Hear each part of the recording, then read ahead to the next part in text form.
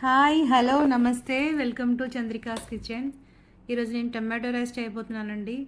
ఇది పిల్లలకి చాలా నచ్చుతుందండి, లంచ్ బాక్స్లో పెట్టడానికి చాలా బాగుంటుంది.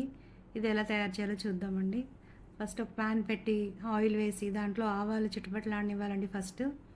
తర్వాత 4 ఎండుమిర్చి, 2 పచ్చిమిర్చి, కొంచెం కరివేపాకు వేసుకోండి.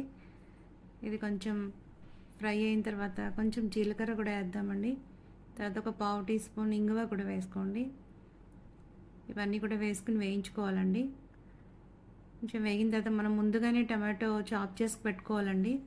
నేను చాలా సన్నగా చాప్ చేసుకున్నాను. మీకు కావాలంటే నార్మల్ పీసెస్లో కూడా వేసుకోవచ్చు. పిల్లలకైతే ఇది ఇష్టంగా తింటారండి.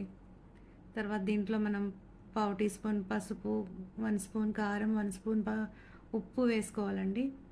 ఇవన్నీ వేసుకొని బాగా మగ్గించండి. సిమ్లో పెట్టుకొని మూత పెట్టి మగ్గిస్తే బాగా మగ్గుతుందండి. నూనె పైకి తేరేంత వరకు మగ్గించాలి.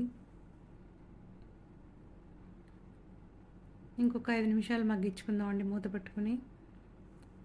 తర్వాత మూత తీసి చూద్దాం. ఇప్పుడు రెడీ అయిందండి. దీంట్లో మనం ఒక 2 స్పూన్స్ టమాటో సాస్ వేసుకుందామండి. ఇది టేస్ట్ అడ్జస్ట్ అవుతుందండి. ఇది వేస్తే చాలా బాగుంటుంది. దీంట్లోనే మనము కొంచెం కొత్తిమీర కూడా వేసుకుందాం. కొత్తిమీర కూడా వేసుకొని కొంచెం కలిపిన తర్వాత మనం ముందుగానే వండి చల్లారి పెట్టుకున్న రైస్ని యాడ్ చేసుకుందామండి.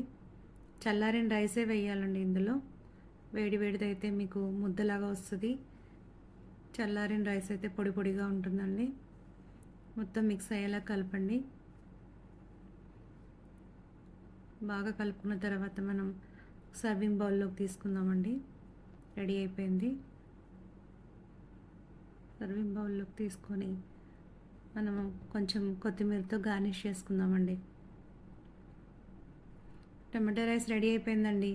మీరు కూడా మీ ఫ్యామిలీ మెంబర్స్తో ఎంజాయ్ చేయండి. Thank you for watching.